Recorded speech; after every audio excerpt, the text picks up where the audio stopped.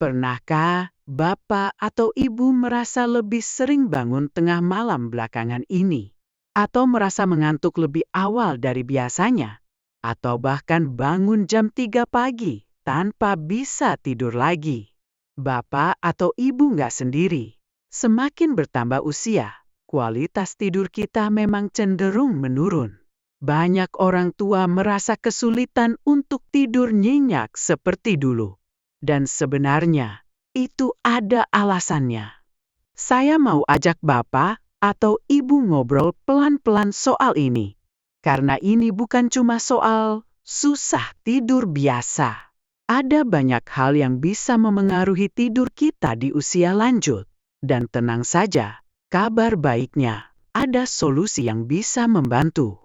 Saya pernah belajar dengan Dr. Michael Breus, atau dikenal sebagai The Sleep Doctor, seorang psikolog klinis dengan spesialisasi di bidang tidur. Dr. Michael Breus sudah lebih dari 20 tahun menangani pasien dari berbagai usia, termasuk lansia.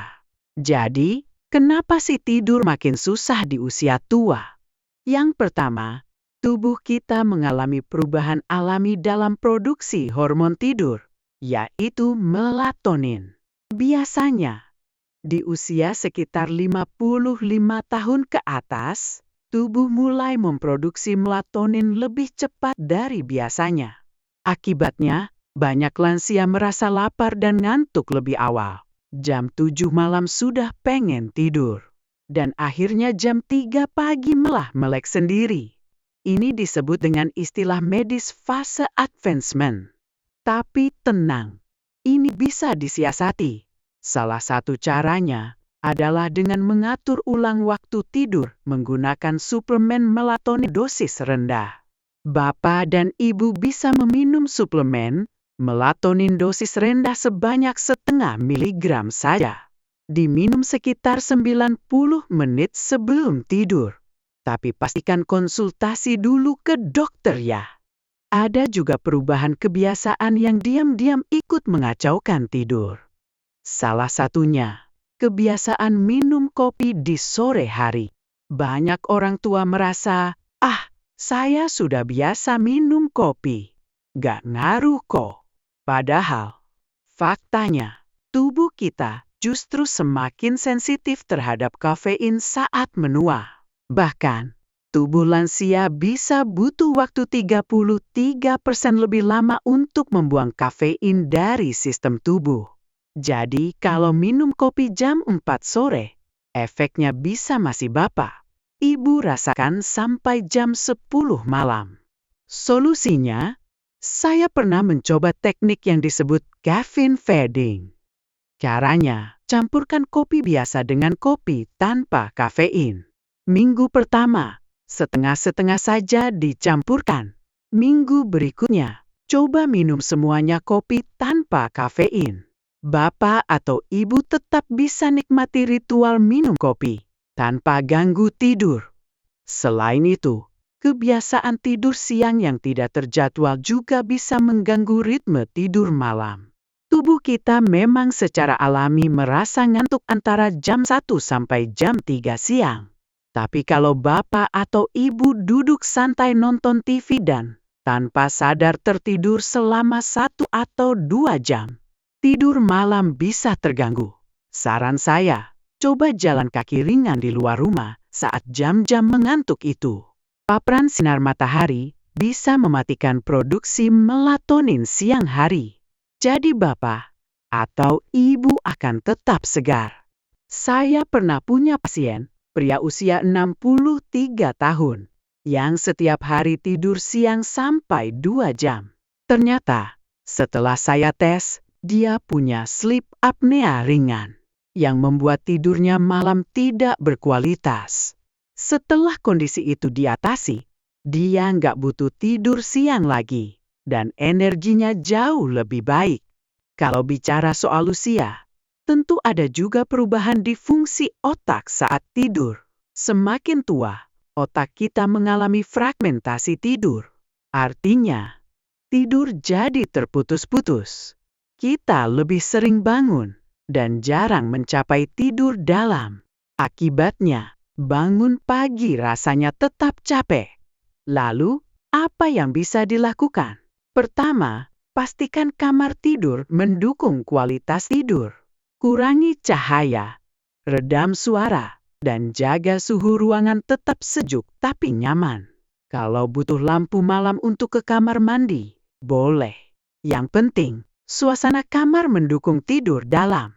Satu hal lagi yang sering saya temukan adalah kasur yang sudah terlalu tua. Banyak orang tua masih tidur di kasur yang sama sejak 10 tahun lalu. Padahal tubuh kita berubah. Nyeri punggung, sakit sendi. Semua itu bisa diperparah oleh kasur yang sudah enggak mendukung tubuh. Kalau kasur bapak atau ibu sudah 6-7 tahun tidak diganti, mungkin sudah saatnya cari yang baru. Kasur yang empuk tapi tetap menopang dengan baik. Dan tentu saja, kita tidak boleh lupakan kondisi medis yang umum terjadi pada lansia. Hipertensi, diabetes, depresi, demensia, obesitas. Semua itu bisa mengganggu tidur. Bahkan obat-obatan yang bapak atau ibu minum, misalnya antidepresan atau antihistamin, bisa punya efek samping yang bikin sulit tidur. Saya pernah punya pasien yang minum obat antidepresan malam hari. Setelah saya sarankan pindahkan ke pagi, langsung tidurnya membaik. Jadi, bukan soal berhenti minum obat, tapi memahami kapan waktu terbaik mengonsumsinya. Jangan lupakan juga kondisi seperti sleep apnea, di mana saluran napas menyempit dan menyebabkan dengkuran atau sesak napas saat tidur. Ini sangat umum pada lansia dan bisa diatasi dengan alat bantu pernapasan seperti CPAP atau mouthguard khusus. Ada juga restless leg syndrome, di mana bapak atau ibu merasa geli atau tidak nyaman di kaki saat berbaring, dan hanya hilang kalau bapak atau ibu jalan-jalan. Kalau ini bapak atau ibu alami, jangan anggap remeh. Konsultasikan ke dokter, karena ada solusi untuk mengurangi gangguannya. Intinya, tidur memang berubah seiring bertambahnya usia, tapi bukan berarti harus menerima tidur buruk sebagai hal biasa. Dengan memahami kebiasaan, kondisi tubuh, dan lingkungan tidur, kita bisa kembali merasakan tidur yang nyenyak dan menyegarkan. Walau usia terus berjalan, kalau bapak atau ibu merasa sering terbangun, sulit tidur, atau ngantuk sepanjang hari, jangan anggap itu wajar. Mungkin ada sesuatu yang bisa diperbaiki. Silakan tulis di komentar, apakah bapak atau ibu punya pengalaman sulit tidur? Apakah pernah merasa tidur siang justru bikin malam makin sulit terlelap? Ceritakan di bawah. Ya, karena berbagi cerita bisa bantu orang lain juga.